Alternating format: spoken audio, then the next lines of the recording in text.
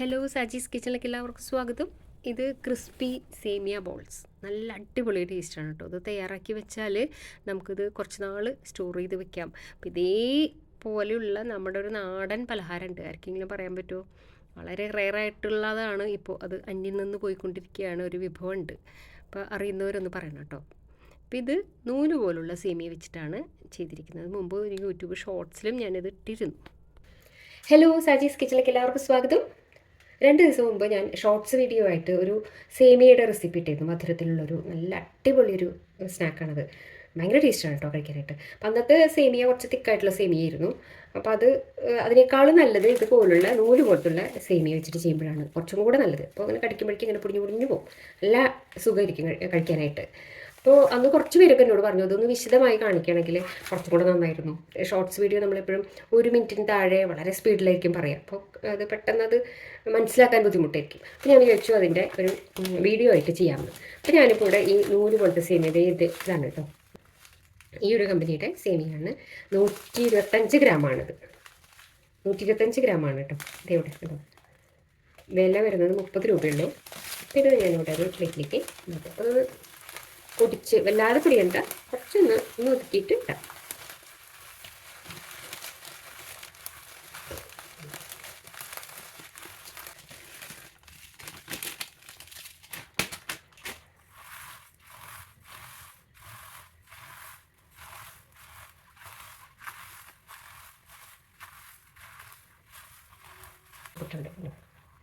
ഇതുപോലെ ഒന്ന് പൊടിച്ചെടുത്തിട്ടുണ്ട്.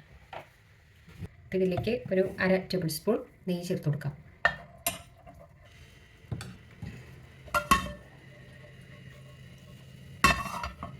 ഇതിലേക്ക് 1/4 കപ്പും കുറച്ചും കൂടെ ഉണ്ട്, 1/4 കപ്പിൻ്റെ പകുതി. 1/4 കപ്പും പിന്നെ 1/4 കപ്പിൻ്റെ പകുതി. അത് ഓരോരുത്തരുടെ ഇഷ്ടം അനുസരിച്ച് കൂടുതൽ വേണമെങ്കിൽ ചേർക്കാം.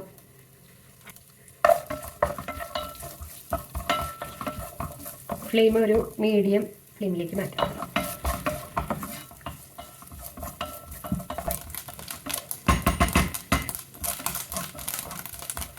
തേങ്ങ ചെറുതായിട്ട് കളർ മാറി വരുമ്പോൾ ഇതുപോലെ തന്നെ 1/4 കപ്പും പിന്നെ 1/4 കപ്പിൻ്റെ പകുതി ബദാം ഒന്ന് ചെറുതാക്കി ഒന്ന് കഷ്ണങ്ങളാക്കി ഇങ്ങനെ ചതച്ചെടുത്തതായാലും മതി. വല്ലാതെ പൊളിഞ്ഞു പോരുത്, ഇതുപോലെ കഷ്ണങ്ങളായിട്ട് കിട്ടണം. അതും കൂടെ ചേർത്തിട്ട് രണ്ടും കൂടെ ഒന്ന് റോസ്റ്റ് ചെയ്തെടുക്കാം.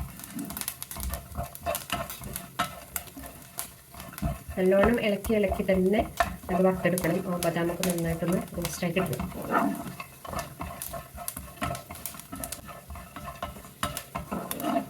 ഇതൊരു പ്ലേറ്റിലേക്ക് മാറ്റാം.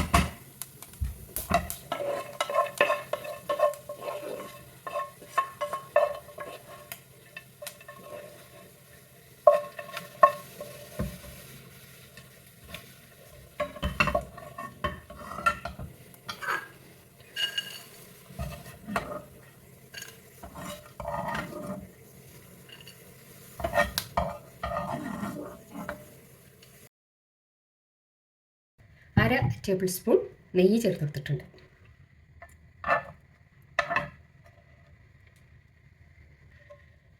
ലോ ഫ്ലെയിമിൽ വെച്ചിട്ട് വേണം കേട്ടോ, കാരണം ഇത് വളരെ തിന്നായിട്ടുള്ള സേമിയയാണ്. അപ്പോൾ നല്ല ഫ്ലെയിം നല്ലോണം കുറച്ച് വെച്ചിട്ട് വേണം ഇത് ചേർക്കാനായിട്ട്.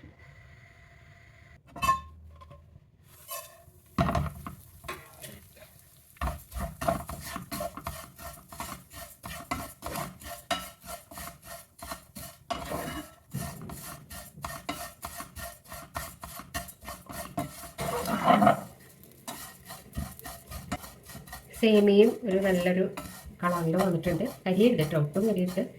ഇതൊരു പ്ലേറ്റിലേക്ക് മാറ്റാം.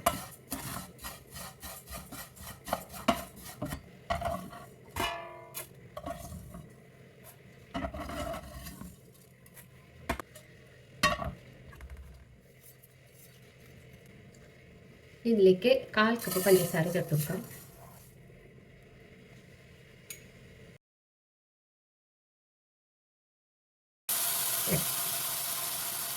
നല്ല ടേബിൾ വേണം. 1 ടേബിൾ സ്പൂൺ കൂടെ ചേർക്കണം.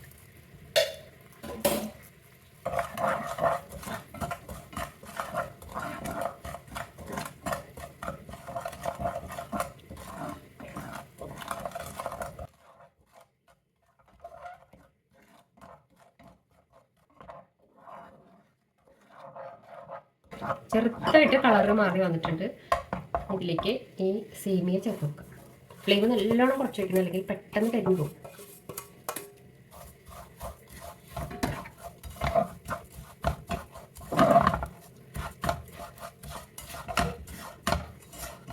പെട്ടെന്ന് തന്നെ അത് ഇളക്കി എല്ലാ ഭാഗത്തേക്കും യോജിപ്പിക്കണം.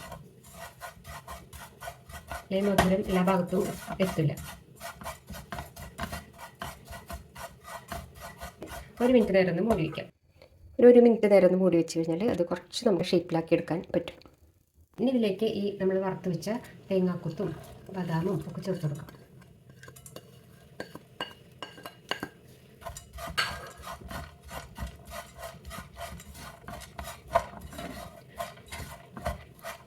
ഇത് ഫ്ലെയിം ഓഫ് ചെയ്യാം.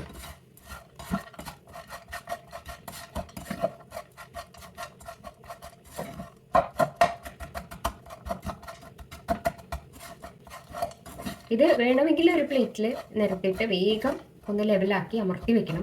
എന്നിട്ട് പിന്നെ കട്ട് ചെയ്തിട്ട് അങ്ങനെ എടുക്കാം. അല്ലെങ്കിൽ ഞാൻ ഷോർട്സ് വീഡിയോയിൽ കാണിച്ച പോലെ ഒരു കുഴിയുള്ള സ്പൂണിൻ്റെ ഉള്ളിൽ നെയ്യ് പുരട്ടിയിട്ട് അതിൽ അമർത്തി വെച്ചിട്ട് കമഴ്ത്തിയെടുക്കാം. എങ്ങനെ വേണമെങ്കിലും നമ്മുടെ ഇഷ്ടമുള്ള ഷേപ്പിൽ നമുക്ക് എടുക്കാം, അല്ലെങ്കിൽ ബോൾസായിട്ട് അങ്ങനെ എടുക്കാം. ചൂടാറുന്നതിന് മുമ്പ് ചെയ്താലേ നമുക്ക് ആ ഷേപ്പിൽ കിട്ടുള്ളൂ. ഇപ്പോൾ ചൂടാറിപ്പോയി ഷേപ്പ് കിട്ടുന്നില്ലെങ്കിൽ പേടിക്കുന്നു വേണ്ട. ഇതേപോലെ തന്നെ മിക്സ്ചർ പോലെ നമുക്കിത് ടിന്നിലിട്ട് വെച്ചാൽ ഇടയ്ക്കിടയ്ക്ക് കോരി കഴിക്കാം. അപ്പോൾ നമ്മുടെ ഇത് ഞാൻ ഒരു ചെറിയ ചൂടോടുകൂടെ ബോൾസ് ആക്കി എടുക്കാൻ പോവാണ്. ഞാനിപ്പോൾ ഇതുപോലെ ഒരു കുഴിയുള്ളൊരു ചെറിയൊരു ബൗൾ എടുത്തിട്ടുണ്ട്. അല്പം നെയ്യ് കണ്ടു അങ്ങനെ പരട്ടി കൊടുക്കാം.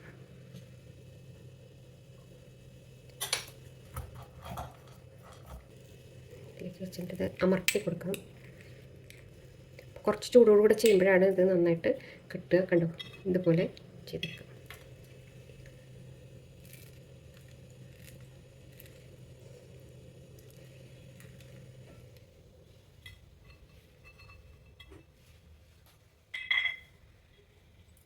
കൈ കൊണ്ട് തന്നെ ഇങ്ങനെ അമർത്തി വെക്കണം, അപ്പോഴത് നല്ല അമർന്നിരിക്കുള്ളൂ. കുറച്ച് ചൂടൊക്കെ ഉണ്ടാവും, കൈ കൊള്ളാതെ നോക്കണം കേട്ടോ.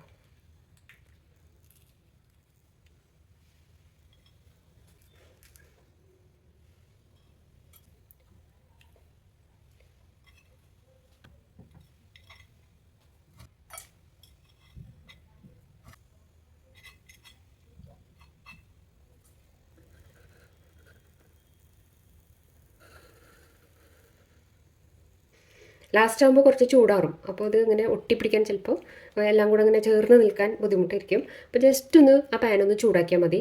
അപ്പോൾ പഞ്ചസാരയുടെ ആ ലൈനൊക്കെ ഒന്ന് ചൂടാകുമ്പോൾ ഒന്ന് മെൽട്ടാകുമ്പോൾ ഇതുപോലെ നമുക്ക് കിട്ടും. ചൂടാറുമ്പോൾ ഇത് ഇങ്ങനെ ഒട്ടിപ്പിടിക്കാൻ ബുദ്ധിമുട്ടായിരിക്കും. അപ്പോൾ പാൻ വെച്ചിട്ട് ജസ്റ്റ് ഒന്ന് ചൂടാക്കിയാൽ മതി.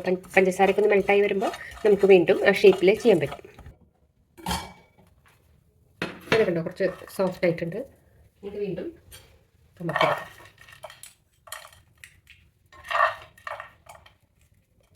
കൈകൊണ്ട് അമർത്തുന്നതായിരിക്കും നല്ലത്. അപ്പോൾ നല്ല അമർന്ന് രണ്ട് സൈഡിൽ നിന്ന് പിടിച്ചിട്ട്, അല്ലെങ്കിൽ ഇങ്ങനെ തെന്നി പോകും. ഇങ്ങനെ അമർത്താം, ഇതുപോലെ കിട്ടും. ക്രിസ്പി സേമിയ ബോൾസ് റെഡി ആയിട്ടുണ്ട്. ഇപ്പോൾ ഇത്രയാണ് കിട്ടിയത്. 17 എണ്ണം കിട്ടിയിട്ടുണ്ട്. കുറച്ചൊന്ന് ശ്രദ്ധിച്ചാൽ നല്ല അടിപൊളിയായിട്ട് ഇതുപോലെ ഷേപ്പിൽ കിട്ടും.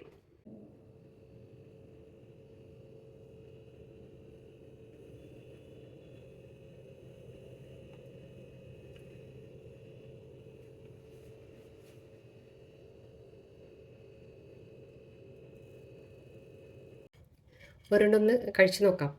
ശബ്ദം കേൾക്കുമ്പോൾ മനസ്സിലാവും എത്ര നല്ല ക്രിസ്പി ആയിട്ടുള്ളതാണ് കേട്ടോ.